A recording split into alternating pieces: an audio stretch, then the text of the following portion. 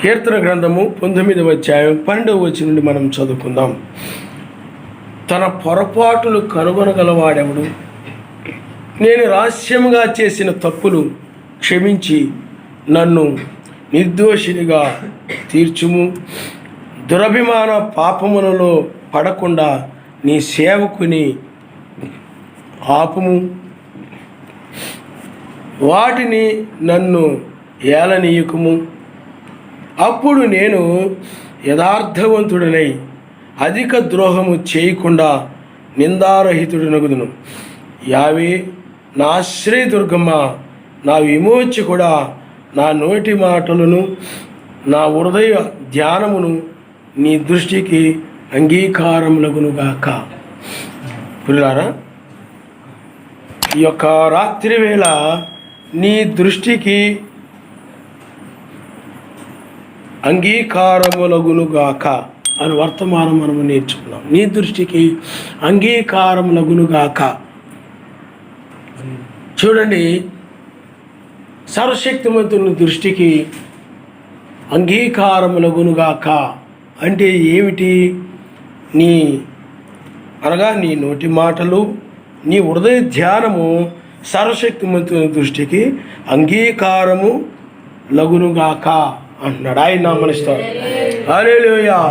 అంటే నీ దృష్టికి అంగీకారములగునుగాక.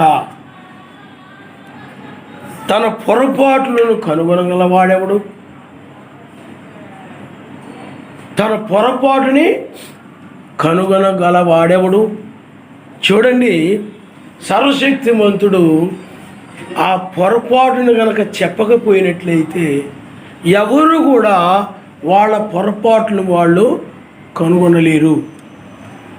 పరిశుద్ధాత్మ బోధించినప్పుడు మాత్రమే, సర్వశక్తిమంతుడు బోధించినప్పుడు మాత్రమే ఎవరైనా తమ పొరపాట్లను కనుగొనగలుగుతారు తప్ప, సర్వశక్తిమంతుడు గనక బోధించకపోయినట్లయితే, అనగా మాట్లాడకపోయినట్లయితే, అనగా పరిశుద్ధాత్మ గనక మాట్లాడకపోయినట్లయితే ఎవరు కూడా తమ పొరపాట్లని తెలుసుకొనలేరు.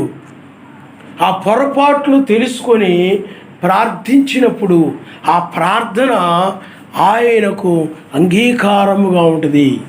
ఆ ధ్యానము ఆయనకి అంగీకారముగా ఉంటుంది. ఆ మాటలు, ఆ నోటి మాటలు అంగీకారముగా ఉంటాయి.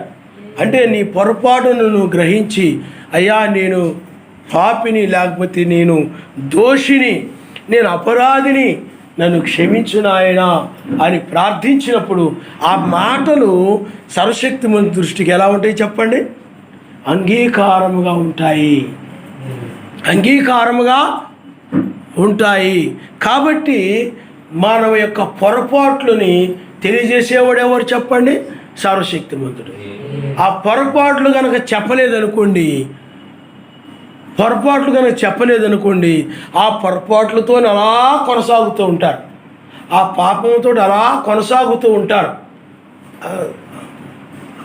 ఆ పొరపాట్లను అలాగే అంతరంగంలో లేకపోతే వాళ్ళ జీవితంలో కలిగి వాటిని అనుసరిస్తూ పోతూ ఉంటారు. కాబట్టి పొరపాట్లను తెలియజేసేవాడు ఎవరు చెప్పండి? ఆయనే. బైబిల్లో చాలామంది యొక్క పొరపాట్లని ఆయన తెలియజేశాడు. ఆయన ఆ పొరపాట్లు, ఇప్పుడు నీవు పొరపాటున తీర్థంలో బాప్తిసం పొందావు, పొరపాటున నీకు తెలియక నీవు మతజాక సంఘాలలో ఏదో ఒక బోధను ఆచరిస్తూ వస్తున్నావు. నీకు తెలియక ఆ పొరపాటున నీవు ఏదో విగ్రహారాధన వాటిలో నువ్వు కొనసాగుతున్నావు. నీకు తెలియక ఆ పొరపాటున ఏదో ఒక ఆచారాలు, పద్ధతులు, సాంప్రదాయాలు వేటిను నువ్వు అనుసరిస్తూ కొనసాగుతున్నావు. నీ తెలియక నీవు వీటిని అలంకరించుకొని నీవు ఉన్నావు. కానీ ఎప్పుడైతే ఆ పొరపాట్లని ఆయన తెలియజేస్తాడో అప్పుడు నువ్వేం చేసావనంటే మరలా తిరిగి ఆయన నామములో బాప్తిజం పొందావు. అవునరా, నేను పొందిన బాప్తిజం సరైంది కాదు. అవును, నేను వెళ్ళే సంఘం సరైంది కాదు, అవును నేను చేసే విగ్రహారాధన సరైంది కాదు, అవును నేను వీటిని ఆ యొక్క అలంకరణలు కలిగి ఉండడము వాక్య వ్యతిరేకము అని చెప్పి నీ యొక్క పొరపాటుని అది ఎవరో బోధించారు నీకు? సర్వశక్తిమంతుడు తెలియజేశాడు. ఆ తెలియజేయడం వలన, పరిశుద్ధాత్మ తెలియజేయడం వలన నీ పొరపాటు నువ్వు గ్రహించావు, నీ తప్పేమిటో నువ్వు గ్రహించావు.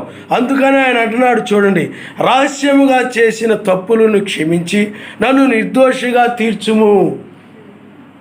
అది నీకు తెలియకుండా నీవు ఆ పాపపు మార్గములో, ఆ తప్పుల మార్గములో, ఆ పొరపాట్లు అనేవి, ఆ తప్పులు అనేవి, ఆ దారిలో నువ్వు నడుస్తూ ఉన్నావు. కానీ ఆ పరిశుద్ధాత్మ కనుక నీకు బోధించకపోతే నీవు కూడా ఆ నామములో బాప్తిజం పొందడం వలన పాపక్షమాపణ కలుగుతుందని, పరిశుద్ధాత్మ అనే వరము నేను పొందుకుంటానని నీకు ఆయన చెప్పకపోతే నీకు తెలియదు, నువ్వు గ్రహించలేవు. నీ తెలివితేటల వలన, నీ జ్ఞానం వలన, నీ యొక్క మేధా సంపత్తు వలన ఆ విధంగా ఈ విధంగా నీవు కనుగొనలేదు. సర్వశక్తిమంతుడే, ఆ పరిశుద్ధాత్మే ఆ పొరపాటుని ఆయన తెలియజేశాడు, ఆ పొరపాటుని గ్రహింపజేశాడు. ఆయన నామనిస్తాడు. హల్లెలూయా, హల్లెలూయా. కాబట్టి ఈనాడు చాలా సంఘాలు దానిలో ఆ తప్పుల్లోనే కొనసాగుతూ ఉన్నాయి. రోమన్ క్యాథలిక్ సంఘం కానీ, బాప్టిస్ట్ సంఘం కానీ, ఇష్కోలు గుంపు కానీ, పెంతుకోస్తు సంఘాలు కానీ, ఈ రకరకాల సంఘాలన్నీ కూడా ఆ దుర్బోధల్లోనే అలా కొనసాగుతూ పోతా ఉన్నాయి. ఆ పొరపాట్లోనే, ఆ తప్పుల్లోనే, ఆ పాపముల్లోనే అవి కొనసాగుతూ పోతూ ఉన్నాయి అన్నమాట. సర్వశక్తిమంతుడు వాటి యొక్క పాపములను, వాటి యొక్క తప్పులను, వాటి యొక్క పొరపాట్లను వాళ్ళకి ఆయన బోధించలా, వాళ్ళకి తెలియచేయలేదు. కాబట్టి వాళ్ళు ఆ బోధల్లోనే, ఆ సిద్ధాంతాల్లోనే, ఆ తీర్థం అనే బాప్తిజముల్లోనే, ఆ యొక్క ఆచారాల్లోనే, ఆ క్రిస్టమస్, లెంట దినాలు, వాటన్నిటిలో వాళ్ళు ఆ విధంగా కొనసాగుతూ వెళ్ళిపోతున్నారు. కాబట్టి ఇక్కడ తన పొరపాటును కనుగొనగలవాడెవడు? మనము కనుగొనలేదు, మనము తెలుసుకోనలేదు. ఎందుకనంటే పరిశుద్ధాత్మే మనకు బయలుపరచుని వాక్యం చెప్తుంది. మన మెదడు ద్వారా, మన మనస్సు ద్వారా, వీటి ద్వారా కాదు, మన తెలివితేటల ద్వారా కాదు. అది నేను చాలా తెలివైన వ్యక్తిని కాబట్టి, నేను చాలా తెలివి కలిగిన దానని కాబట్టి ఇవన్నీ నేను గ్రహించగలుగుతున్నాను, ఇవన్నీ నేను నా పొరపాట్లు, నా తప్పులు ఇవన్నీ కూడా నేను గ్రహించగలుగుతున్నాను కాదది. సర్వశక్తిమంతుడే నీ యొక్క పొరపాటును ఆయన తెలియజేశాడు. ఆనాడు రాహాబు అనే స్త్రీ, ఆమె ఒక పొరపాటులో ఉంది, ఆమెకు తెలియదు, అది పాపమని ఆమెకు తెలియదు. ఎందుకంటే రాహాబు అనే స్త్రీ ఆమె వేశ్య అని ఉంది బైబిల్లో. ఆమె యొక్క పాపం ఆమెకు తెలియదు, ఆ పాపంలో ఆమె కొనసాగుతూ ఉంది. కానీ ఆ పొరపాటుని ఆ దూతల ద్వారా ఆమెకు తెలియచేయబడింది. సర్వశక్తిమంతుడు ఆ దూతల ద్వారా ఆ పొరపాటుని, ఆమె యొక్క పొరపాటుని తెలియజేసినప్పుడు ఆమె తన పొరపాటుని ఆమె కనుగొన్నది. ఆ పొరపాటును కనుగొని ఆవిడ ఏం చేసిందంటే, నువ్వు ఈనాడు నామములో బాప్తిజం పొంది పరిశుద్ధాత్మనే వరాన్ని ఎలాగైతే నువ్వు పొందావో అదే ఒక గుర్తు. పరిశుద్ధాత్మ అనేది ఒక గుర్తు. ఆమె కూడా ఆ రోజుల్లో ఆ యొక్క దూతలను అంగీకరించి సర్వశక్తిమంతుడే అనగా ఇజ్రాయిల్లో ఆరాధించే సర్వశక్తిమంతుడే నిజమైన రక్షకుడని ఆమె గుర్తించి ఆయన అంగీకరించడం ద్వారా ఆమె అంగీకరించి ఆ కిటికీకి ఎర్రని దారాన్ని కట్టుకుని ఒక గుర్తును పొందుకున్నదంటే ఆమె తన యొక్క పొరపాటుని గ్రహించి ఆమె ఆ పొరపాటుని సరిదిద్దుకొని ఆమె సక్రమైన ఆరాధనలోనికి, క్రమమైన ఆరాధనలోనికి ఆమె వచ్చింది. ఆయన నామనిస్తారు. హల్లెలూయా, హల్లెలూయా. కాబట్టి పిల్లారా, ఆ పొరపాటును తెలియజేసేవాడు ఆయన. అది ఆయన ప్రేమ. ఆ ప్రేమ ఏం చేస్తే చెప్పండి, ఆ పొరపాట్లని చెప్తుంది, కప్పి పెట్టదు. ఆ ప్రేమ ఏం చేస్తే చెప్పండి, అది తెలియజేస్తుంది అనమాట. ఆ ప్రేమ ఆయన మనిషి. హల్లెలూయా. అంటే ఆ పొరపాటుని దాచిపెట్టకుండా ఆ పొరపాటుని ఆ ప్రేమ ఏం చేస్తుందంటే ఏం చేస్తా చెప్పండి, తెలియచేస్తానమాట. ఇదిగో నీవు ఈ పొరపాటులో ఉన్నావు, నువ్వు ఈ పొరపాటులో ఉన్నావు, నీ తప్పులో ఉన్నావు. దానిని బట్టి నీవు ఆయన సన్నిధిలో నువ్వు ఆయన ఏం చేస్తావు చెప్పండి, అంగీకరిస్తావు. నిజమే, ఆయన రక్షకుడే. కాబట్టి ఆనాడు రాహాబు ఆ స్త్రీ యొక్క మాటలు, అమ్మ మీరు ఆరాధించి సర్వశక్తిమంతుడు, చాలా గొప్పవాడు, ఐగుప్తులు ఎలాంటి కార్యాలు చేశాడో, ఆయన ఎలాగ ఐగుప్తు నుండి బయటికి తీసుకొచ్చాడో, ఎర్ర సముద్రం ఎలాగ చీల్చాడో, ఆయన ఎంతో గొప్పవాడు, ఎంతో ఉన్నతమైన వాడు, ఆయన సర్వశక్తిమంతుడు అని ఆ మాటలని బట్టి, అనగా ఆయన అలా గణపరుస్తూ ఉన్న దానిని బట్టి ఆ మాటలు, రాహాబును ఆ స్త్రీ యొక్క మాటలు సర్వశక్తిమంతుడి దృష్టికి ఎలా ఉన్నాయి చెప్పండి, అంగీకారముగా ఉన్నాయి. ఆయన్ని ఆమె ధ్యానిస్తూ ఉన్నది, ఆయన కార్యాలను ధ్యానిస్తూ ఉంది, ఇజ్రాయెల్ పట్ల ఆయన చేసిన కార్యాలను తలస్తూ ఉంది ఆమె. అవన్నీ కూడా సర్వశక్తిమంతుడి దృష్టిలో ఎలా ఉన్నాయి చెప్పండి, సర్వశక్తిమంతుడి దృష్టికి అంగీకారములుగా ఉన్నాయి. ఆయన నామనిస్తాడు. హల్లెలూయా. ఇది అంతేగాని త్రోసివేసే విధంగా లేవు ఆ మాటలు. ఆ మాటలు కానీ ఆ ధ్యానం కానీ త్రోసివేసే విధంగా లేవు. ఇప్పుడు మత్స్యాల సంఘాల్లో ఉన్నారు, ముగ్గురు దేవుళ్ళు, నువ్వు తండ్రి కుమార పరిశుద్ధాత్మయ, నీ ప్రియమైన కుమారుని భూమి మీదకు పంపించావు, నీకు ఇష్టమైన కుమారుని భూమి మీదకు పంపించావు, మీరు ముగ్గురు అని అది వాక్యానికి వ్యతిరేకమని. ఆ వాక్య వ్యతిరేకమైనటువంటి అలాంటి మాటలతో కూడిన బోధన కానీ, అలాంటి ధ్యానము కానీ, అలాంటి ప్రార్థన కానీ సర్వశక్తిమంతుడి దృష్టికి అది అంగీకారముగా ఉండదు, అంగీకరించడు అలాంటి మాటలను ఆయన. అవి వాక్య వ్యతిరేకమైనటువంటి, వాక్య విరోధమైనటువంటి ఆ యొక్క మాటలను ఆయన ఏం చేయడు చెప్పండి, అంగీకరించడు. అందుకని బైబిల్లో రాయబడి ఉంటుంది, ఆయన మాటలను బట్టే ఆయన తీర్పు తీరుస్తాడని. నీ మాటలను బట్టే ఆయన ఏం చేస్తాడో తీర్పు తీరుస్తాడు.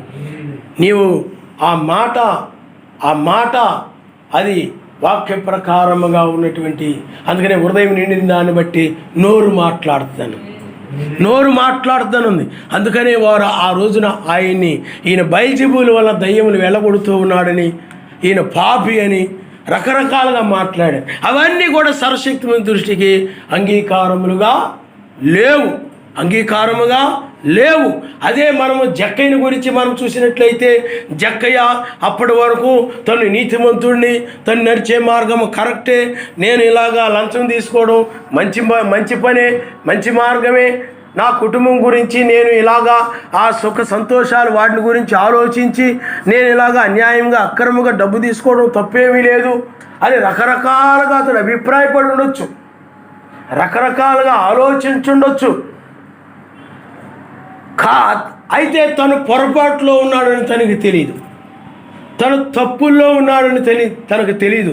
రహస్యముగా ఎంతోమంది దగ్గర ఆ గవర్నమెంట్కి తెలియకుండా, లేకపోతే ఇంకా ఎవరికి తెలియకుండా ఆ రహస్యంగా లంచం అనేటువంటిది రహస్యముగా తీసుకునేటువంటిది. అలాగే వ్యభిచారములను కూడా రహస్యంగా జరుగుతాయి. వేసి యొక్క పనులు అవి బహిరంగంగా కాదు, ఆ రహస్యంగా జరుగుతాయి. రహస్య పాపాలు అవన్నీ కూడా, రహస్య పాపాలు అంటే చీకటి పాపాలు అవన్నీ కూడా. లంచం కూడా ఏం చేస్తారు చెప్పండి, గవర్నమెంట్ పట్టుకూడదని రహస్యంగా తీసేసుకుంటారు లంచం. ఈ రహస్య పాపాలు ఇవి. అలాగే ఈ జక్కయ్య రహస్యముగా తప్పులు చేశాడు, రహస్యముగా ఆ యొక్క పొరపాట్లు కలిగి ఉన్నది, అది అతనికి తెలియదు. కానీ ఒక సమయంలో మెస్సయ్య ఆ జక్కయ్యని దర్శించినప్పుడు ఆ పొరపాట్లు ఏమిటో బయటకు వచ్చేసాయి. ఆ పొరపాట్లు ఏమిటో అతడు పరిశుద్ధాత్మ ద్వారా, లేకపోతే మెస్సయ్య ద్వారా, అనగా మెస్సయ్య బోధించినప్పుడు పరిశుద్ధాత్మతని కదిలించడం ద్వారా, వాక్యమే పరిశుద్ధాత్మ కాబట్టి ఆ మాటలు కదిలించడం ద్వారా అతను కథలకు వచ్చింది. అందుకనే కదిలించబడినప్పుడు, అందుకనే ఎవరినైనా ఆత్మ కదిలించినప్పుడు వారి జీవితం మారిపోతుంది. ఆత్మ కదిలించకపోతే వారి జీవితం అలాగే ఉంటుంది. వాక్యం వింటుంటారు కానీ ఎప్పుడు అలాగే ఉంటుంటారు, ఆ బండలాగా అలా ఉండిపోతుంటారు. వాక్యం వింటుంటారు కానీ కథలు, ఆ జీవితం అలాగే ఉంటుంది, ఎప్పుడులాగా అలా కొనసాగుతూ ఉంటారంతే. చలనం ఉండదు, ఆత్మీయంగా చలనం ఉండదు, హృదయంలో చలనం రాదు. కానీ ఎప్పుడే అంటే కథలకు రాదు. కానీ ఆ జక్కయ్యలో వెంటనే ఏమొచ్చింది చెప్పండి, కథలకు వచ్చింది. కథలకు ఏమిటి, తన పొరపాట్లు ఏమిటో పరిశుద్ధాత్మ ద్వారా తనకు తెలియచేయబడినప్పుడు, నేను చాలా పొరపాట్లు చేశాను, నేను చీకటి పాపాలు చేశాను అనగా ఆ అవినీతి, లంచగొండిత అనగా లంచగొండిని, నేను పాపిని, నేను తప్పులు చేశాను అని ఎప్పుడైతే నన్ను క్షమించు, ఆ మాటలన్నీ కూడా సర్వశక్తి దృష్టికి ఎలా ఉన్నాయి చెప్పండి? అంగీకారముగా ఉన్నాయి. ఆయన హల్లెలూయా. ఆయన మాటలను ధ్యానిస్తూ ఉన్నప్పుడు సర్వశక్తి దృష్టికి అవి అంగీకారముగా ఉన్నాయి. కాబట్టి పిల్లారా, ఆ పొరపాటును తెలియజేయవాడు ఎవరు చెప్పండి? ఆయనే. పరిశుద్ధాత్మ తెలియజేయకపోతే ఎవరు ఏమీ గ్రహించలేరు. ఆయన నామమున స్తోత్రం. హల్లెలూయా. కాబట్టి ఈ రోజున మన యొక్క పొరపాట్లు ఆయన తెలియజేశాడు కాబట్టే మనము ఆ విగ్రహారాధన, ఆ మతశాఖ సంఘాలు, ఆ దుర్బోధలు అన్నీ కూడా విడిచిపెట్టేసి ఏ పొరపాట్లు లేనటువంటి, ఏ తప్పులు లేనటువంటి స్వచ్ఛమైనటువంటి ఆయన యొక్క వాక్య బయలుబాటు దగ్గరకు మనం వచ్చేసాం. ఆయన నామమున హల్లెలూయా, హల్లెలూయా. అందుకనే వాక్యము తప్పు చెప్పదు. మనం ఒకవేళ పొరపాటుగా మాట్లాడచ్చు, ఒకటి పోయి ఒకటి మాట్లాడచ్చు, నీకు లేదా నేను మాట్లాడచ్చు ఆ విధంగా, కానీ వాక్యం మాత్రం కరెక్ట్గానే ఉంటుంది. వాక్యం మాత్రము కరెక్ట్గానే ఉంటుంది, దాంట్లో ఏమి కూడా తేడా. ఎందుకంటే అది ఆయన మాట, జీవం కలిగిన మాట కాబట్టి. అందువలన పొరపాట్లు ఆయన చెప్పకపోతే ఎవరునూ, మరి అపోస్తుడైనటువంటి పౌలు గారు ఉన్నారు. అపోస్తుడైన పౌలు గారు తను తప్పుడు మార్గంలో నడుస్తూ ఉన్నాడు, క్రైస్తవులకు వ్యతిరేకంగా పోరాడుతున్నాడు, క్రైస్తవుల్ని హింసిస్తున్నాడు, శ్రమ పెడుతూ ఉన్నాడు. అది అతని పొరపాటు అతనికి తెలియదు. అతడు తప్పులు చేస్తాడు, అతడు గ్రహించలేకపోయాడు. అతడు తప్పుడు మార్గంలో నడుస్తూ ఉన్నాడు. కానీ ఒక సమయంలో సర్వశక్తిమంతుడు దర్శించినప్పుడు, వెలుగులో దర్శించినప్పుడు, సూర్యుని కంటే గొప్ప వెలుగులో ఆయన దర్శించాడు. ఆ వెలుగు నుండి ఒక స్వరం వచ్చింది, సౌలా సౌలా, నీ వేళ నన్ను హింసించుచున్నావు. ఆయన నామమున హల్లెలూయా, హల్లెలూయా. ఓ, ఇప్పుడు నేను హింసిస్తున్నది మెస్సైన అన్నమాట. నువ్వెవరినైనా సహోదరులు హింసిస్తే సర్వశక్తిమంతుడిని హింసించినట్టే, సర్వశక్తిమంతుడి నీవు బాధ పెట్టినట్టే.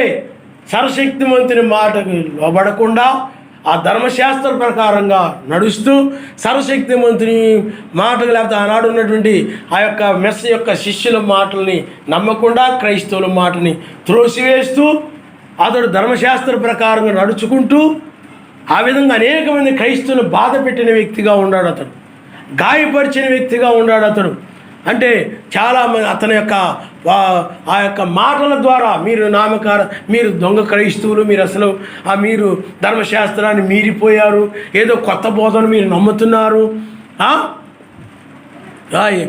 యేసుని ఆయన్ని మీరు నమ్ముతున్నారు, యాషువా ఆయన్ని మీరు నమ్ముతున్నారు, మన రక్షకుడు యావే, ధర్మశాస్త్రమే ఖచ్చితమైంది అని ఆ రోజుల్లో అపోస్తలుడైన పౌలు గారు వాళ్ళని ఆ విధమైన మాటల ద్వారా బాధించి ఉండవచ్చు. కానీ అదే అపోస్తలుడైన పౌలు గారిని సర్వశక్తిమంతుడు దర్శించినప్పుడు అతడి యొక్క పొరపాట్లు ఏమిటో, అతడు రహస్యముగా క్రైస్తవులను చంపడానికి ఏ విధమైన తంత్ర కుతంత్రాలు పన్నేవారితో ఏకీభవించాడో ఆ తప్పులన్నిటినీ కూడా, అంటే వాళ్ళే సొంత నిర్ణయం తీసుకొని ఏమండి క్రైస్తవులకు విరోధముగా నడిచేవాడు ఆ రోజుల్లో. రహస్యముగా చీకటి, ఎందుకంటే ఆ క్రైస్తవులు చంపడానికి, ఆ విధంగా చంపబోయే విషయాలు క్రైస్తవులు తెలిసినట్టు తప్పించుకుంటారు, మరి వాళ్ళు చంపడానికి వీలవు. వాటి అన్నిటినీ కూడా ఆ యొక్క అపోస్తలుడైన పౌలు గారు, నేను చేసేవన్నీ కూడా తప్పులే, పాపాలే, పొరపాట్లే, నేను చాలామంది క్రైస్తవులని నిష్కారణంగా నేను చాలా హింసించాను, బాధ పెట్టాను, నేను పాపిని, లేకపోతే నేను చాలా పొరపాట్లు గల మనిషిని, అందుకనే నేను పొరపాట్లను బట్టి నేను క్షమించబడితే అంటాడు. పౌలు గారు. ఆయన నామనిస్తాడు. నా పొరపాట్లు ఆయన క్షమించాడని చెప్తాడు.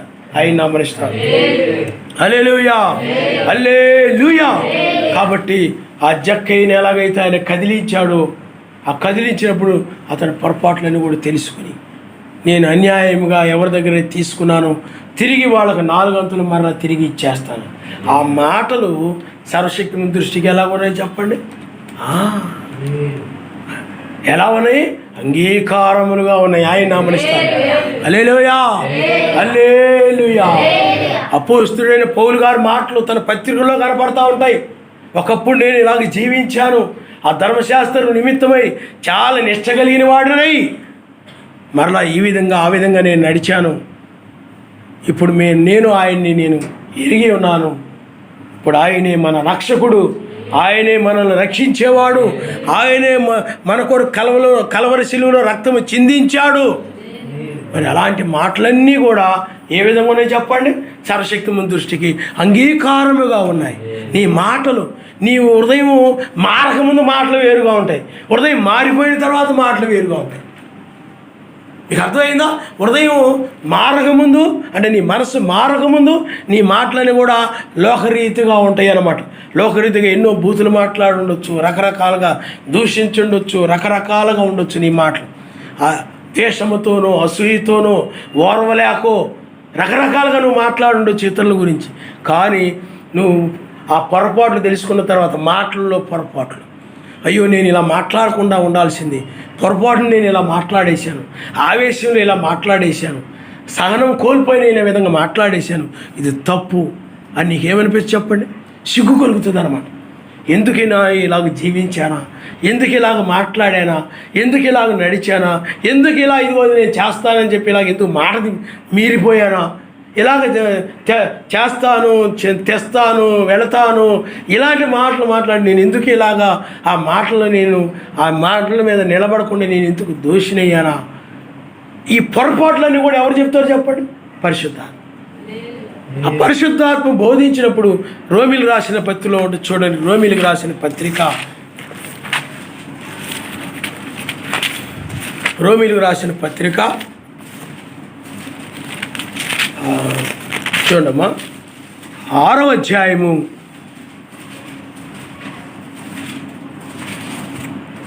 6వ అధ్యాయము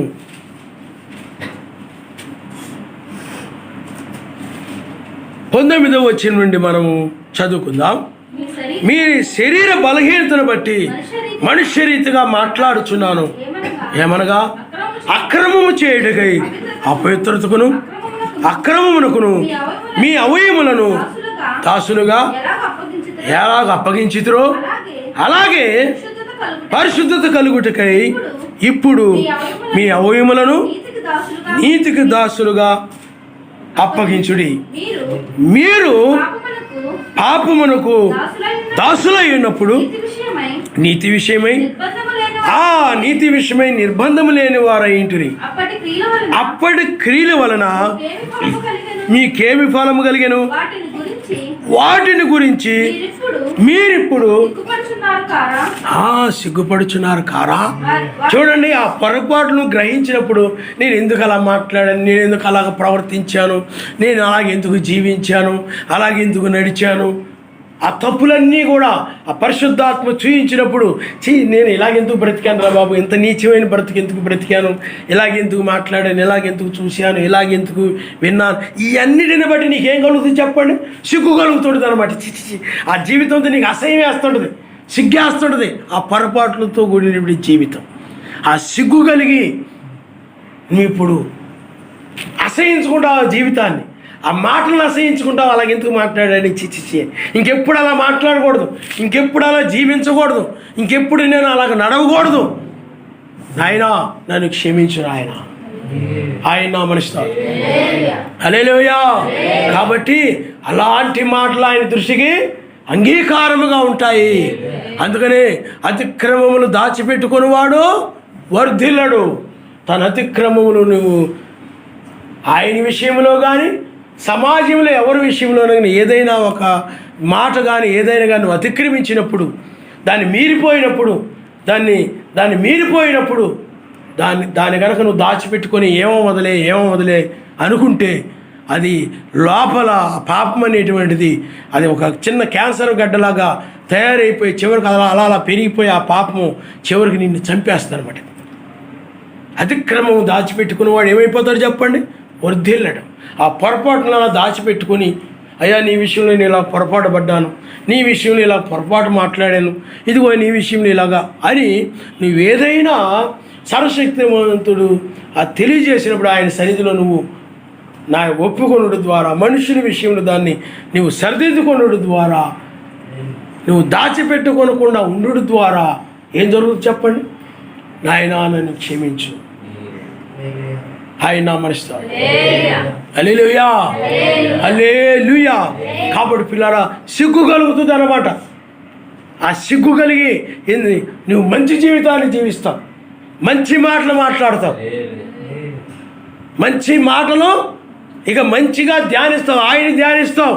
ఇంతకు ముందు అయినట్లయితే నీ శత్రువుల గురించి ధ్యానించేవాడివి, నిన్నెవరైనా ఏదైనా అన్నప్పుడు వాళ్ళ మాటలు ధ్యానించేవాడివి, వారి గురించి ఆలోచించేవాడివి, వాడి గురించి కుంగిపోయేవాడివి. కానీ ఇప్పుడైనట్లయితే నీవు ఆయన్ని ధ్యానిస్తూ ఉంటావు, ఆయన మాటలు ధ్యానిస్తూ ఉంటావు, వారిని క్షమించేసి ఇంకా నీవు ఆయన్ని ధ్యానిస్తూ ఉంటావు, ఆయన నామనిస్తావు. హల్లెలూయా. ఆయన అనగా ఎవరు? వాక్యమే. ఆయన అనగా ఎవరు చెప్పండి? వాక్యమే. అందుకనే ఇక్కడ ఆయన ఏదో చెప్తున్నాడు, నా హృదయ ధ్యానమును నీ దృష్టికి అంగీకారములగునుగాక. నా విమోచకుడా, నీ విమోచించబడినప్పుడు, ఆ పాపం నుండి విమోచించబడినప్పుడు, ఈ లోకం నుండి విమోచించబడినప్పుడు నీ మాటలు మారిపోతాయి. ఆయన నామనిస్తాడు. హల్లెలూయా, హల్లెలూయా. అందుకే ప్రియులారా మనం ఎప్పుడు కూడా ఆయన మన పొరపాట్లని తెలియజేయడం మనకు కావాలి. అవి అలా ఉన్నాయనుకోండి ఉగ్రతలోకి వెళ్ళిపోతాం. అందుకని పరిశుద్ధాత్మ మన పొరపాట్లు మనకు చెప్పాలి. పరిశుద్ధాత్మే మన అంతరంగ బోధకుడు. అంతరంగంలో ఉండి బోధించేవాడు ఎవరు చెప్పండి? నువ్వు ఇలాగ నడవకూడదు, ఇది తప్పు చేసావు, ఇప్పుడు ఇలాగ జీవించు, నువ్వు ఇంతకుముందు పొరపాట్లు నడిచావు, అవి మంచి మార్గంలో నడవలేదు, ఇప్పుడు ఈ వాక్య ప్రకారం నడువు. అంతరంగ బోధకుడు ఎవరు చెప్పండి? పరిశుద్ధాత్మ. నీ అంతరంగంలో కూడా నీకు బోధిస్తాడు నీ జీవితాన్ని గురించి. నీ వాక్యముడి ద్వారా, ఒక వర్తమానికుడి ద్వారా ఆయన నీతో మాట్లాడతాడు. అలాగే నీ అంతరంగంలో కూడా దానికి ఆమెనని కానీ హల్లెలూయా అని కానీ ఆ లోపల నుండి పలికించేది ఎవరు చెప్పండి? పరిశుద్ధాత్మ. పరిశుద్ధాత్మ లేని వాళ్ళకి రాదు. పరిశుద్ధాత్మ లేని వాళ్ళు వాక్యాన్ని అంగీకరించలేరు, ఆమెనని చెప్పలేరు. కానీ పరిశుద్ధాత్మ కలిగిన వ్యక్తి ఆ కదలికను బట్టి ఏం చెప్తాడు చెప్పండి? అంగీకరిస్తాడు. ఆయన నామం. హల్లెలూయా, హల్లెలూయా. కాబట్టి పిల్లరా ఆలోచించండి, పొరపాటును తెలియచేవాడు ఆయనే. దురభిమానం పాపములలో పడిపోకుండా నీ సేవకుని ఆపుము, వాటిని నన్ను ఏలనీయకుము. ఆ విధంగా చేసేవాడు ఎవరు చెప్పండి? పాపములో పడకుండా ఆపేవాడు ఎవరు? పరిశుద్ధాత్మే. పరిశుద్ధాత్మే. ఉగ్రతలో పడిపోకుండా ఆపేవాడు ఎవరు చెప్పండి? పరిశుద్ధాత్మే. అందువలన ఆ పాపములు, ఇదిగో నువ్వు వెళ్ళే మార్గము పాపం మార్గము, నీవు మాట్లాడే మాటలు పాపపు మాటలు, నీ తలంపులు పాపపు తలంపులు, నీ క్రియలు పాపపు క్రియలు అని బోధించి ఆ పాపములోనికి వెళ్ళనివ్వకుండా, అందుకని పాపులు కూర్చొని చోట కూర్చొనక, అపహాసలు నిలిచే మార్గం నిలవక, దుష్టుల ఆలోచన చొప్పున నడవకుండా, పాపము చేయుటకై వారితో పాటు నువ్వు పరిగెత్తకుండా, వాళ్ళతో ఏకీభవించకుండా ఆపేవాడు ఎవరు చెప్పండి? ఆయన నామనిస్తాడు. హల్లెలూయా, హల్లెలూయా. కాబట్టి అందుకని అతను అంటున్నాడు, నాయనా దురభిమాన పాపంలో పడకుండా నీ సేవకుని ఆపుము, వాటిని నన్ను ఏలనీయకము. అప్పుడు నేను యథార్థవంతుడనై అధిక ద్రోహము చేయకుండా నిందారహితుడునగుదును. ఆయన నామనిస్తాడు. హల్లెలూయా. చూడండి, ఆ పాపము నన్ను ఏలనీయకము. పాపము అజ్ఞాత క్రమమే పాపం. నువ్వు ఆజ్ఞ మీరిపోతున్నావు అంటే అనుకోండి, అప్పుడు పాపం నేను ఏలుబడి చేస్తూ ఉన్నట్లు లెక్క. ఆజ్ఞ నెరవేరుస్తున్నావు అంటే పాపం నీ మీద ఏలుబడి చేయడం లేదు. ఆజ్ఞ అతిక్రమిస్తూ ఉన్నావంటే పాపం నీ మీద ఏలుబడి చేస్తావు. నువ్వు సెల్ ఫోన్ ఉందనుకోండి, వీడియో గేమ్స్ ఉన్నాయనుకోండి, లేకపోతే ఏమైనా అనవసరమైన వ్యర్థమైన ఏమైనా ఉన్నాయనుకోండి, నువ్వు వాటిని మానలేకపోతా ఉన్నావు అనుకోండి, అప్పుడు పాపం ఏం చేస్తుంది చెప్పండి? నేను ఏలుబడి చేస్తుంది. ఆ సెల్ ఫోన్ నీ మీద ఏలుబడి చేస్తుంది. అది దానికి నువ్వు లోబడిపోతున్నావు, దానికి బందీ అయిపోయావు. కానీ ఎప్పుడైతే దాని నుండి నీవు విమోచించబడతావో అప్పుడు ఇది నిన్ను ఏలుబడి చేయి. ఆయన నామనిస్తావు. హల్లెలూయా, హల్లెలూయా. కాబట్టి పిల్లారా, అప్పుడు నువ్వేమవుతావు అనంటే ఆయన దృష్టికి యథార్థవంతుడివై అధిక ద్రోహము చేయకుండా నిందారహితుడుగా ఉంటావు. అందుకనే ఈ ఎత్తబడే చివరి సమయంలో నీవు నిందారహితముగా ఉండాలి. ఏ విషయంలో? శరీరము అనగా ఆత్మ, ప్రాణము, శరీరము, ఈ మూడిటి విషయంలో నువ్వు నిందారహితంగా ఉండాలి. ఎవరి విషయంలోనే ఏదైనా ఒక మాట నీవు ఓకే సరే అన్నావు అనుకోండి, ఆ మాట నువ్వు నెరవేర్చకపోయినైతే నువ్వు రుణపడి ఉన్నట్టే. మీకు అర్థమైందా? ఆ రుణపడి అది సర్వశక్తిమంతుడు తీసుకుంటాడు, అది ఆయన దృష్టిలో ఉండిపోద్ది.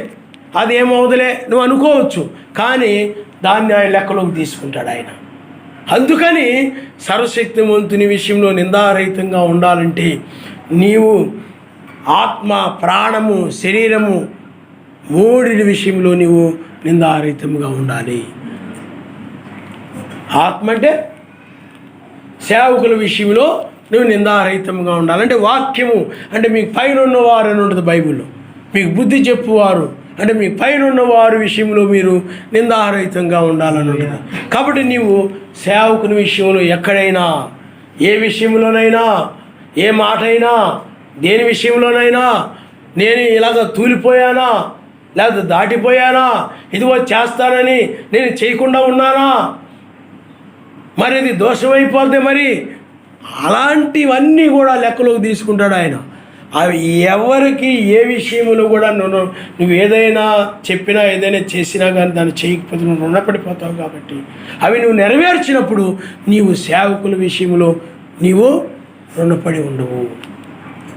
అలాగే వాళ్ళని సన్మానించడం విషయంలో కానీ, ఆతిథ్య విషయంలో కానీ, ఏ విషయంలోనైనా కానీ, ఏ విషయంలో కూడా నీవు నిందారహితంగా ఉండడం నువ్వు చూసుకో. ఆత్మ ఏ విధంగా ఉండాలి చెప్పండి? నిందారహితముగా ఉండాలి. అందుకని ఇక్కడ నేను నిందారహితుడునుగా లేకపోతే నిందారహితుడు నగుతాను, ద్రోహము చేయకుండా యథార్థవంతుడినై నిందారహితుడుగా ఉంటాను. అందుకని ఎవరి విషయంలో నేను ద్రోహం చేశానా, నమ్మించింది నువ్వేదో చెప్తావు, నేను నమ్ముతారు వాళ్ళు, దాన్ని నెరవేర్చకుండా పట్టి పట్టనట్టుకుండా, వినట్టుకుండా, చేయనట్టుండకుండా, ఏమీ అదేదో ఉన్నట్టుగా ఉన్నావు అనుకోండి, నమ్మిన వ్యక్తి నువ్వేం చేసినట్టు చెప్పండి?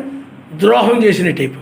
అయ్యో ఇతడు నమ్మాడురా, ఇతడు చేస్తాడని, ఇదిగో చెందుతాడని, ఈవిడ చేస్తుందని, ఈయన చెందుతాడని నేను నమ్మాను, కానీ ముఖం దాటేసాడు, దాని గురించి ఏ జవాబు లేదు, ఏమీ లేదు. అప్పుడు ఏమైపోతుంది చెప్పండి? అది చాలా ద్రోహం చేశాడు అనుకుంటాను నేను మనసులో. చాలా ద్రోహం చేశాడు రా. ఆ ద్రోహము నువ్వు ఏ సేవకుడి విషయంలో కానీ లేకుండా ఉండాలి.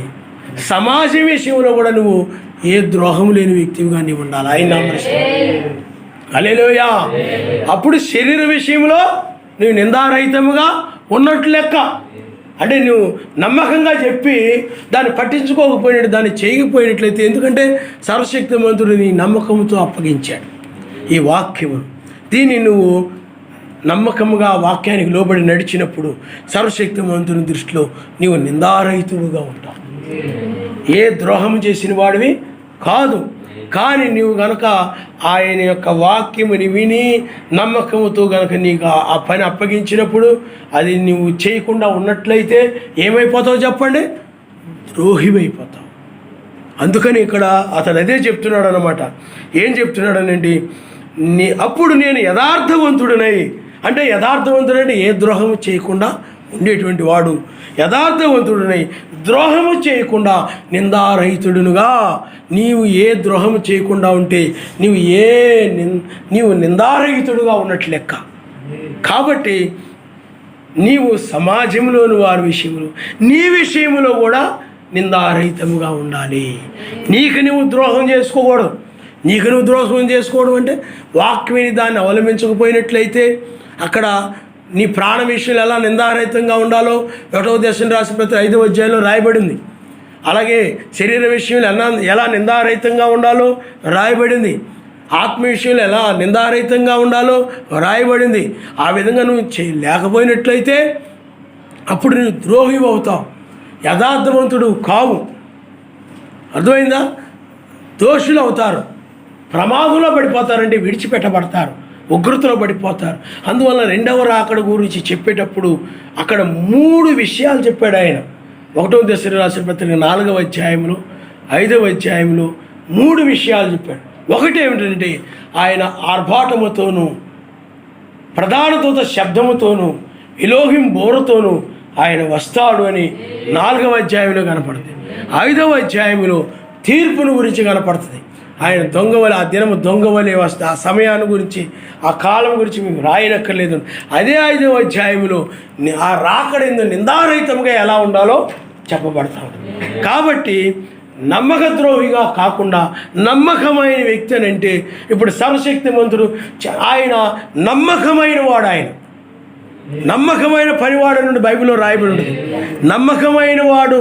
ఇప్పుడు మెస్సయ్య ఉన్నాడు, నేను ఇదిగో వచ్చి రక్తం చిందిస్తానని చెప్పి ఆయన వచ్చి రక్తం చిందించకుండా ఉన్నాడు అనుకోండి, నమ్మక ద్రోహం చేసినట్లు.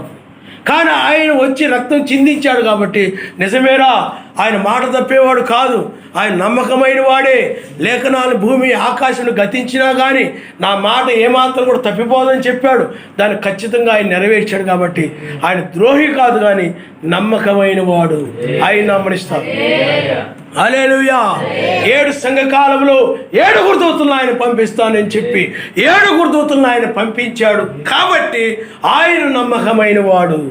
ఆయన ద్రోహము కలిగిన వాడు, ద్రోహము చేయవాడు కాదు, యథార్థవంతుడు. ఆయన నిందారహితుడు. అందుకనే ఆయన మీద ఏ నింద మోపడానికి కూడా, ఆయన జీవితంలో ఏ నింద కూడా లేకుండా ఆయన నిందారహితుడుగా ఉన్నాడు. అందుకే నమ్మకమైన వ్యక్తి మీద ఏ నింద కూడా మోపలేము. అందుకని ఆయన నమ్మకమైన వాడు కనుక ఇదిగో మరలా తెల్లవారి వేకు చుక్కనిచ్చిందని ఆయన వాగ్దానం చేశాడు. ఆయన ఆ వాగ్దానం నెరవేర్చాడు.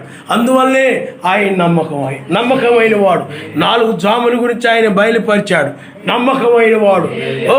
మనం శరీరము రూపాంతరము చెంది పై కొనుకోబడతాను వాక్యం చెప్తుంది. ఆయన నమ్మకమైన వాడు. మన పొరపాటు చెప్పిన వాడు ఆయనే. మన పట్ల నమ్మకముగా ఉన్నవాడు ఆయనే. ఆయన నమ్మకంగా ఉన్నాడు. ఆయన ఏమి చెప్పాడో దాన్ని నెరవేర్చాడు. ఆయన నమ్మనిస్తాడు.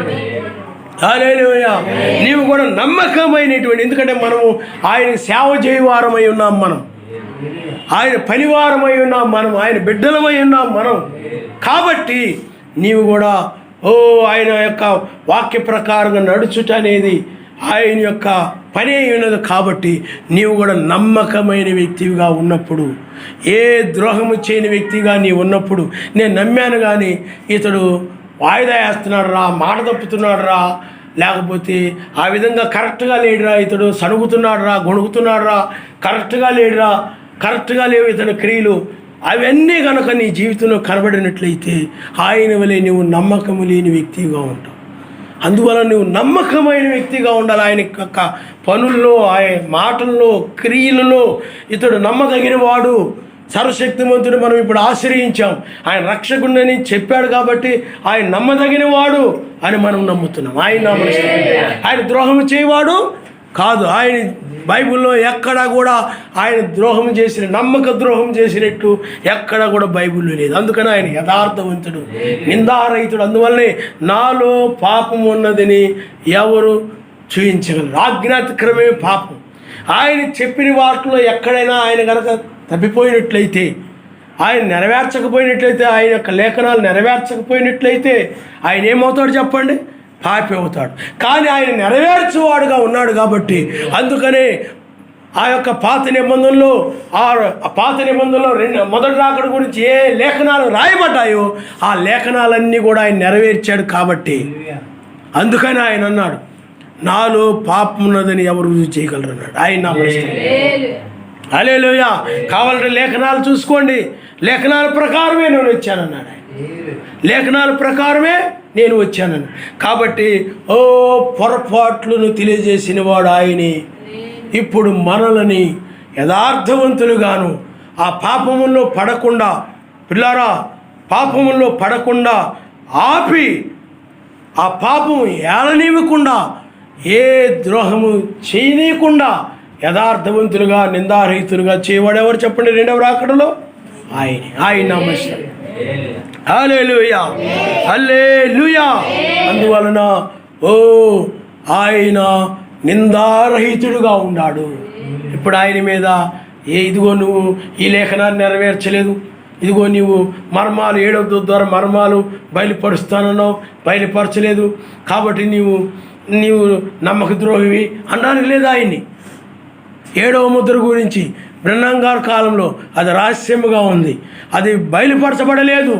కానీ ఆయన వచ్చినప్పుడు బయలుపరుస్తానని చెప్పాడు ఆయన. కాబట్టి ఈనాడు ఆయన దాన్ని బయలుపరిచాడు. ఇప్పుడు బయలుపరచుడు ద్వారా ఆయన నమ్మకమైన వాడు, ఆయన నమ్మనిస్తాడు. హల్లెలూయా. ఆయన బయలుపరుస్తానని బయలుపరచకపోయినట్లయితే ఆయన నమ్మక ద్రోహం చేసిన వాడు అవుతాడు. నమ్మదగిన వ్యక్తి ఇతన్ని నమ్మకూడదురా, ఇతను నమ్మడానికి లేదే, ఇతను కరెక్ట్గా ఉండడే, ఇదిగో అదుగో నెరవేరుస్తాను, ఇదిగో అదుగో వస్తున్నాను, ఇదిగో అదుగో వస్తున్నాను, ఇదిగో త్వరగా వచ్చున్నాను. చాలామంది ఆ మాటలు ఇప్పటికీ నమ్మరు.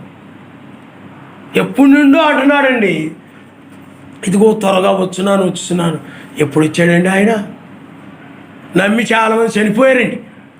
కొంతమంది ఆయన చాలా ద్రోహం చేసాడు, రాకడ కోసం ఎదురు చూసాం, రాలేదండి. చాలామంది అనుకుంటున్నారు. కానీ ఆయన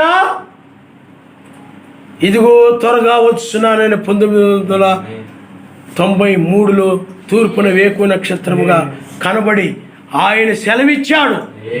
ఆ కలే ఈనాడు వర్తమానమును బయట తీసుకొచ్చింది. ఆయన ఏ వర్తమానం అని అంటే రెండవ రాకడ యొక్క వర్తమానం. ఆయన హల్లెలూయా. అది రాకపోతే, అది కనుక ఆయన చూయించకపోయినట్లయితే ఈనాడు మనకి ఇది ఏమీ తెలియదు. అందువలనే ఆయన నమ్మకమైన వాడు, నిందారహితుడు, ఆయన యథార్థవంతుడు, ఆయనలో ఏ ద్రోహము కూడా లేదు. ఆయన పిల్లలు కూడా అదే విధంగా ఉంటారు. ఆయన మనిషి సర్వశక్తివంతుని పిల్లలు కూడా అదే విధంగా ఉంటారు. ఆయన మనిషి. హల్లెలూయా. అందుకనే నీవు నీ వారిని ప్రేమించవచ్చు, కానీ మొదలుగా ఆయన్ని నువ్వు ప్రేమించాలి. మొదలుగా ఎవరిని ప్రేమించాలి చెప్పండి? ఆయన్నే ప్రేమించాలి, ఆ వాక్యాన్నే ప్రేమించాలి. నువ్వు ఎందుకనంటే ప్రియులారా, ఎత్తబడాలంటే నీవు ఆత్మ విషయంలోను, శరీర విషయంలోను, ప్రాణ విషయంలో కూడా నిందారహితముగా ఉండాలి. అందుకనే ఆ మాటలు ఎప్పుడు కూడా నువ్వు చూసుకుంటూ ఉండాలి. ఆ దశను రాసిన పత్రిక 5వ అధ్యాయంలో చెప్పబడి ఉంటాయి, ఆత్మ, ప్రాణము, శరీరము నిందారహితంగా ఉండాలని. కానీ ఆ వర్తమానం విని 2-3 వారాలు గుర్తుపెట్టుకొని ఆ 2-3 వారాలు దాని గురించి ప్రార్థన చేసుకొని ఇంక తర్వాత దాన్ని పూర్తిగా మర్చిపోయినట్లయితే నువ్వు ప్రమాదంలో పడిపోతావు. అందుకనే నాయనా, నన్ను ఆత్మ విషయంలోను, శరీర విషయంలోను, ప్రాణ విషయంలోను నిందారహితముగా ఉంచినందుకు నీకు స్తోత్రములు నాయన. ఒకప్పుడు నేను ద్రోహిని, ఒకప్పుడు నేను ద్రోహిని, ఒకప్పుడు నేను దోషిని, అపరాధిని. ఇప్పుడైనట్లయితే నాయనా, ఈ రెండవ రాకడలో నీవు శరీరము, ఆత్మ, ప్రాణము నాయన ఏ విధంగా నిందారహితంగా ఉండాలో నువ్వు బోధించడం ద్వారా, ఆ క్రియలు పాటించడం ద్వారా ఇప్పుడు నేను నిందారహితుడయ్యాను నాయన.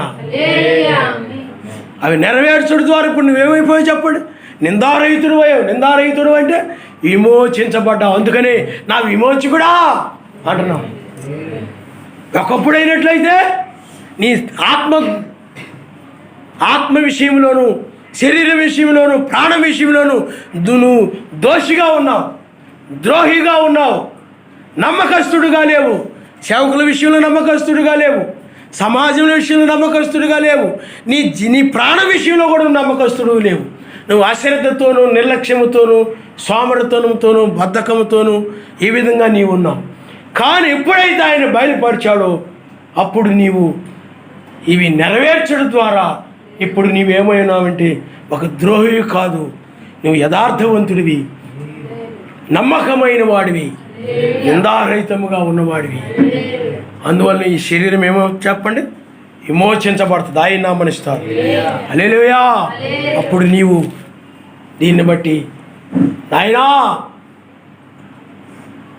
ఆత్మ విషయంలో, శరీర విషయంలో, ప్రాణం విషయంలో నేను దోషిగా ఉండగా, ద్రోహిగా ఉండగా నన్ను ఇప్పుడు విమోచించి నాయన ఆత్మ విషయంలో, ప్రాణం విషయంలో, శరీర విషయంలో ఏ దోషము లేకుండా, ద్రోహిగా ఉండకుండా నిందారహితగా చేసినందుకు నీకు స్తోత్రాలు నాయన.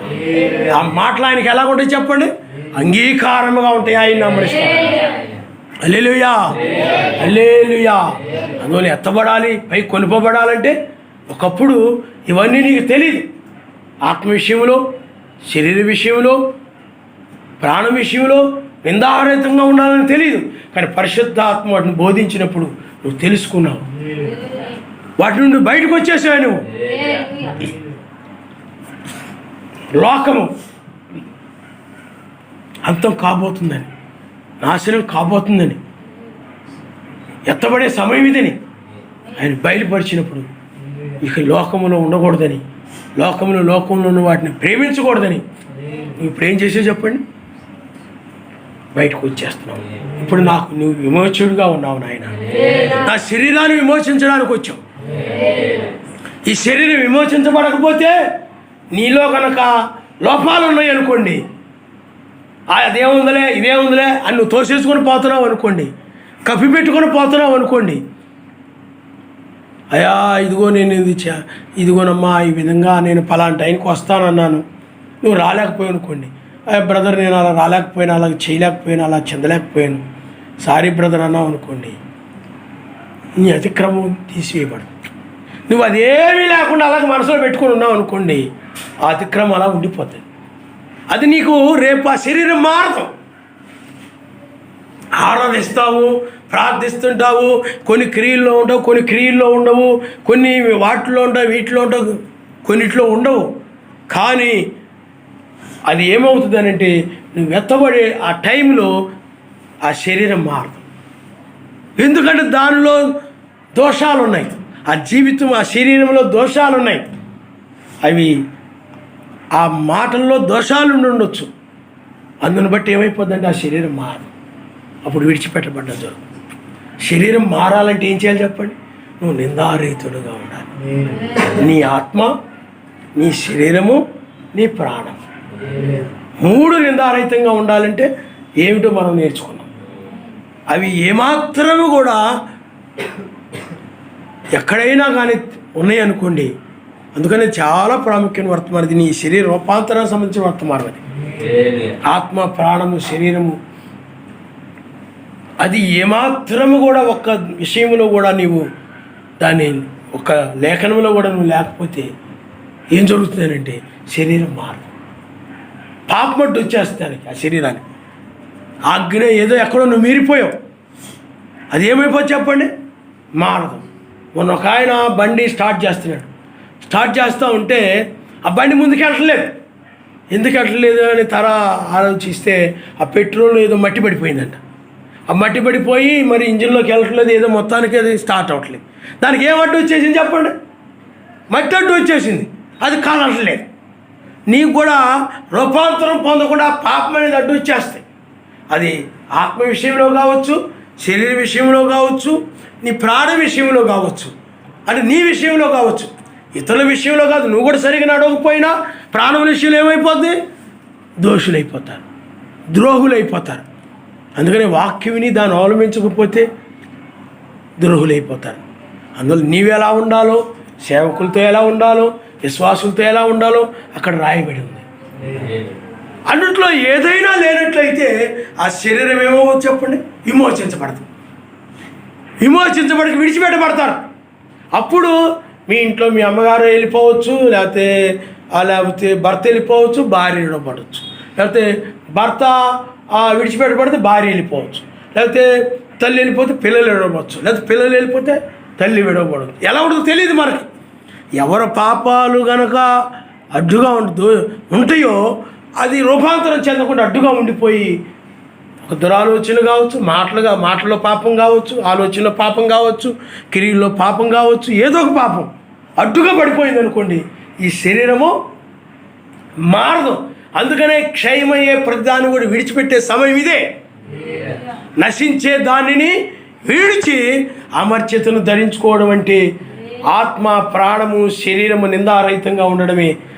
అనగా నీతి, సమాధాన, పరిశుద్ధాత్మ యందుల ఆనందము, ఈ మూడిటి ద్వారా ఆత్మ, ప్రాణము, శరీరం నిందారహితంగా ఉందంటే నీవు నీతి, సమాధాన, పరిశుద్ధాత్మ యందుల ఆనందం కలిగి ఉన్నట్టు. ఈ మూడు విషయాలు నిందారహితంగా ఉంటే నీకు ఆనందం వచ్చేస్తుంది. నీ హృదయంలో ఏవి కూడా దోషారోపణ చేయవు.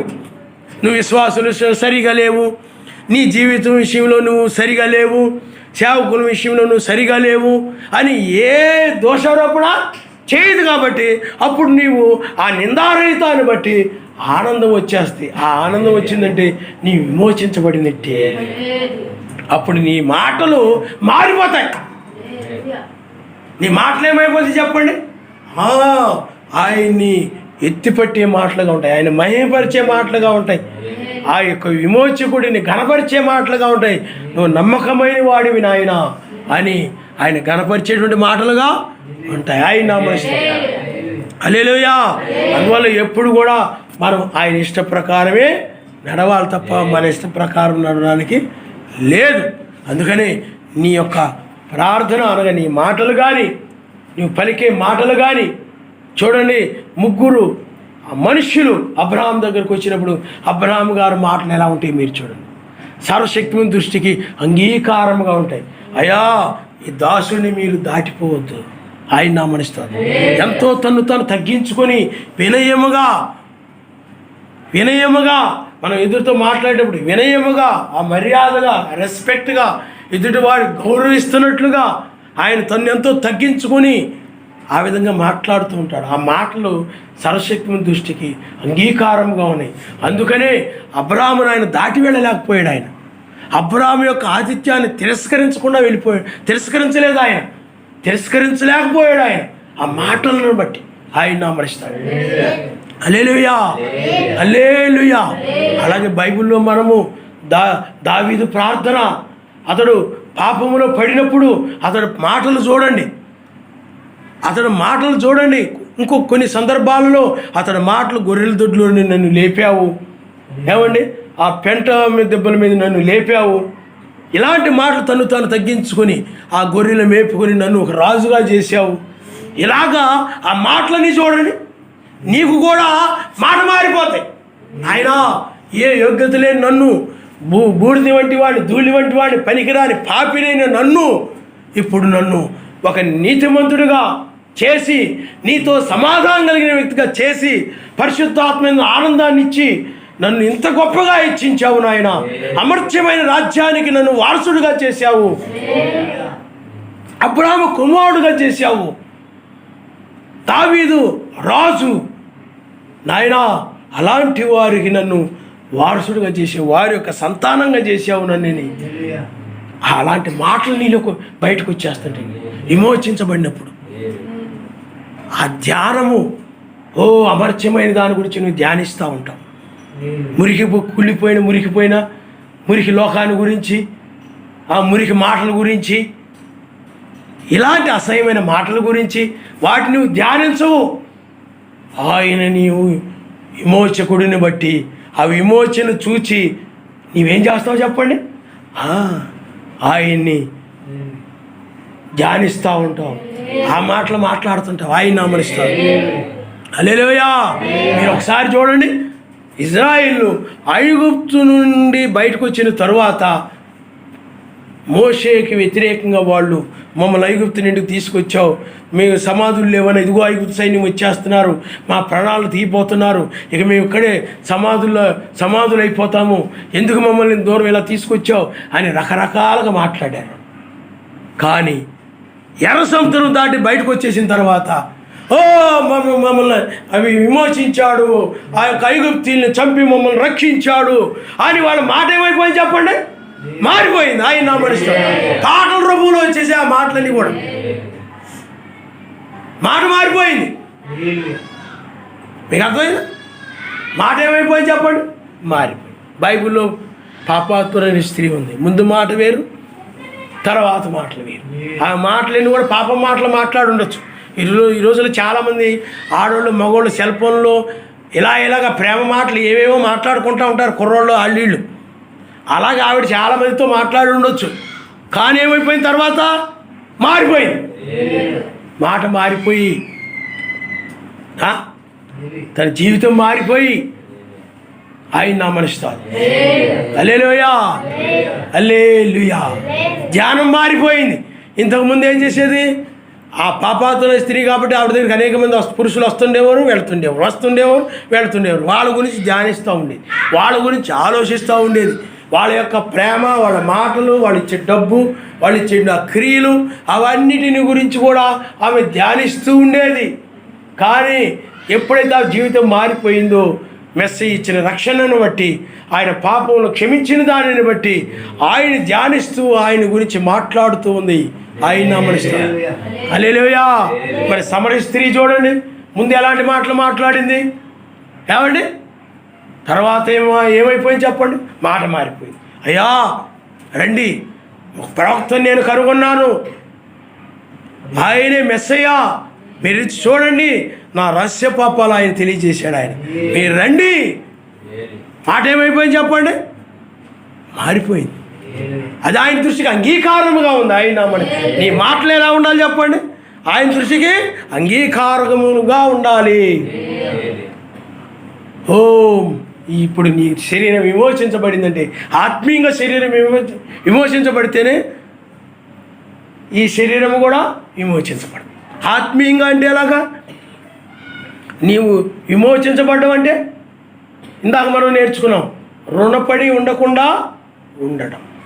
ఇప్పుడు ఉదాహరణకి నీవు ఒక గేదెని నువ్వు కొన్నావు ఒకరి దగ్గర, కొని ఆ దగ్గర నీ దగ్గర ఎక్కువ డబ్బులు లేవు, అది 10,000 అనుకుందాం, అంటే లక్షలో ఉంటాయి కానీ 10,000 అనుకుందాం, కానీ నీ దగ్గర 1,000 రూపాయలే ఉన్నాయి. ఆ 1,000 రూపాయలు ఇచ్చి మరలా నేను తిరిగి వచ్చి మిగతాది కట్టి తీసుకొని వెళ్తాను. అప్పుడు మిగతాది కట్టినప్పుడు ఏమైపోతుంది చెప్పండి, తీసుకుని వెళ్ళడానికి హక్కు కలిగి ఉంటాం. సేమ్ అలాగే ఆ 1,000 రూపాయలు కట్టి మిగతాయి కట్టలేదు అనుకోండి, నువ్వు రుణపడి ఉంటావు కాబట్టి దాన్ని తీసుకొని వెళ్ళడానికి కుదరదు. అలాగే ఇక్కడ కూడా సర్వశక్తిమంతుడు కూడా మనల్ని పిల్లల పరిశుద్ధాత్మనిచ్చి ఆయన పిల్లలంగా అనిపించుకొని వెళ్ళాడు. అనేక మంది మృతి చెందారు పరిశుద్ధాత్మ కలిగి, మరలా మిగతాది కూడా చెల్లించి తీసుకొని వెళ్తానన్నాడు. మిగతాది కూడా చెల్లించడం అంటే 7 సంఘకాలం 7 గురుతూతలు పంపించడము, మర్మములు బయలుపరచబడము. ఇప్పుడు ఆయన రెండవసారి ఆ లేఖనాలు నెరవేర్చడం ద్వారా ఇప్పుడు ఆయన మిగతా రుణాన్ని కూడా చెల్లించాడు. అంటే రుణాన్ని చెల్లించినట్టు మనకు వాగ్దానం చేశాడు, మళ్ళీ రెండోసారి వస్తానని. ఆ లేఖనాలు నెరవేర్చడమే ఆ రుణాన్ని చెల్లించడం.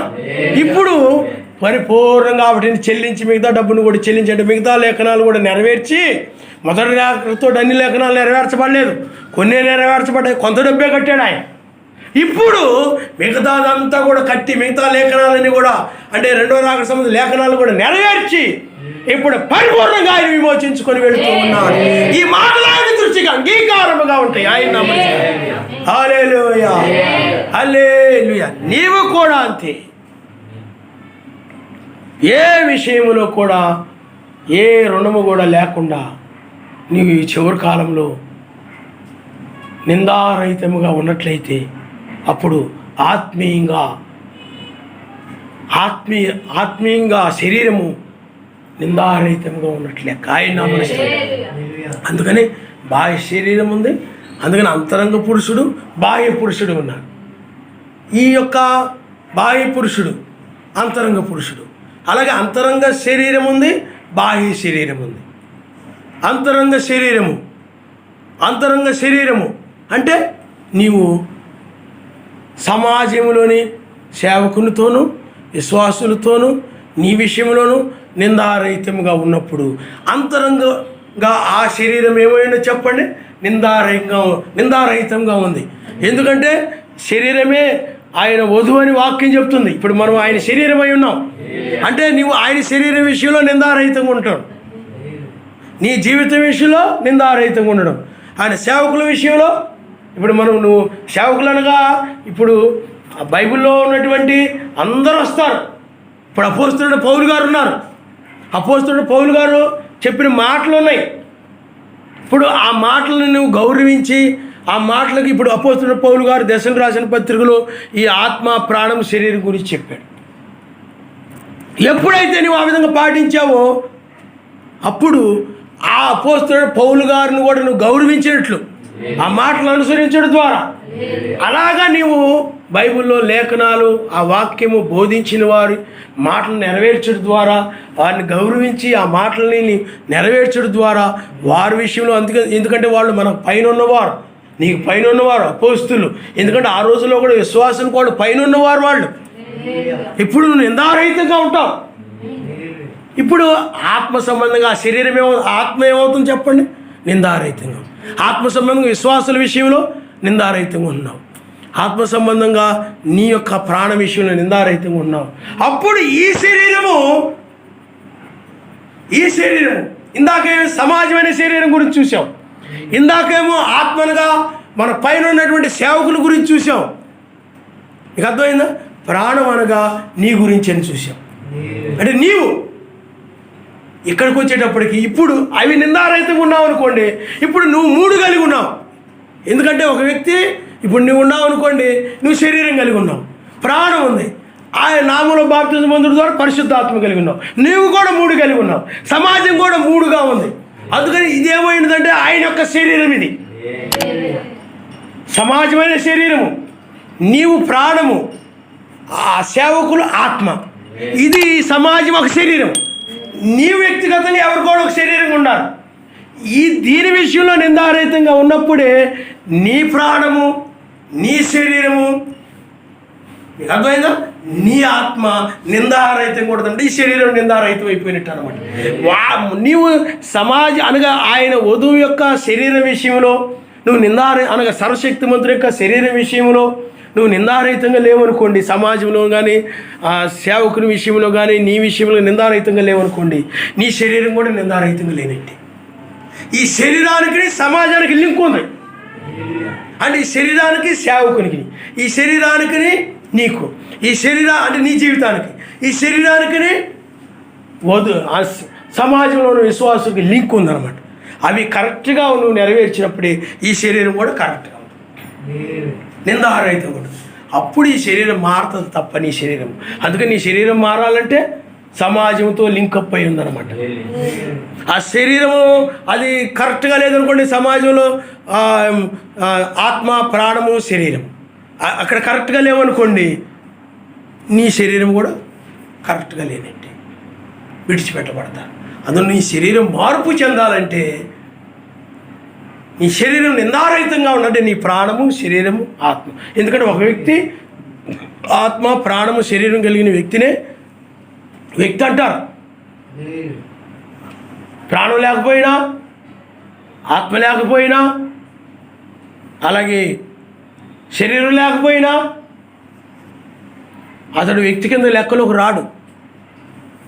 ఏదొక ఆత్మ, ఇప్పుడు నీలో పరిశుద్ధాత్మ, లోకస్తుల్లో లోకాత్మ, శరీరం ఉంది, ప్రాణం ఉంటుంది. వాళ్ళ నుండి ఆత్మ వేరు. అందుకని వాళ్ళ ఆత్మ, ప్రాణము, శరీరం వేరు. నీ ఆత్మ, ప్రాణము, శరీరం వేరు. ఎందుకు చెప్తాను? నీ శరీరం ఆయన ఆలయమైన ఉంది, కానీ వాళ్ళ శరీరం ఆయన ఆలయమైన లేదు. లోకస్తులే దయ్యానికి ఆలయం ఆ శరీరం.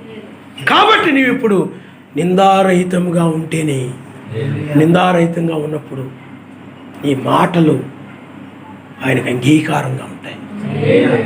నీ ప్రార్థన, నీ ధ్యానము ఆయనకు అంగీకారంగా ఉంటుంది. అంతే. నీ ఇప్పుడు ఎవరు ఎలా ఉంటే నాకేంట్లే, ఎవరు ఏ విధంగా పోతే ఏంట్లే అని ఎవరు ఏ పరిస్థితిలో కానీ నువ్వు ఏమి పట్టించుకోకుండా నా భక్తి నేను ఏదో చేసుకుంటానంటే పరలోకం వెళ్ళవు. అప్పుడు నువ్వు ఆత్మ ప్రాణము ఏమైపోతుంది చెప్పండి? ఏమి నిందా దోషం అయిపోతాయి. అందుకని అపోస్తలుడు పౌలు గారు ఏం చెప్పారో చూడండి. 1వ దశరథ రాసిన పత్రిక 5వ అధ్యాయంలో ఆత్మ ప్రాణము శరీరం నిందారహితంగా ఉండాలంటే అవి నువ్వు కలిగి ఉన్నప్పుడు, అవి నువ్వు అనుసరిస్తూ ఉన్నప్పుడు నీవు, నీ ప్రాణము, నీ శరీరము, నీలో ఉన్న ఆత్మ నిందారహితంగా ఉంటాయి. ఆయన నామనిస్తాను. హల్లెలూయా. అప్పుడు ఈ శరీరం ఏమైపోతుంది చెప్పండి? ఒక వ్యక్తి రూపాంతరం చెంది పైకి. ఆయన నామని స్తోత్రం. హల్లెలూయా. ఓ తల్ల ఉంచుకొని మనం ప్రార్థన చేసుకున్నాం. హల్లెలూయా, హల్లెలూయా, హల్లెలూయా, హల్లెలూయా. స్తోత్రములు నాయన, స్తోత్రములు నాయన, స్తోత్రములు నాయన. ఏమన్నారమ్మా? హల్లెలూయా, హల్లెలూయా, హల్లెలూయా.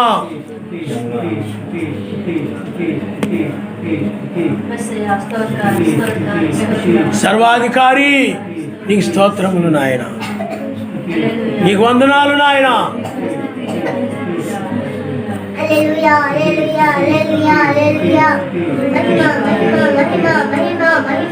నాయన సహాయం చేయి నాయన. ఇక్కడ అయ్యా కీర్తన గ్రంథములో నాయన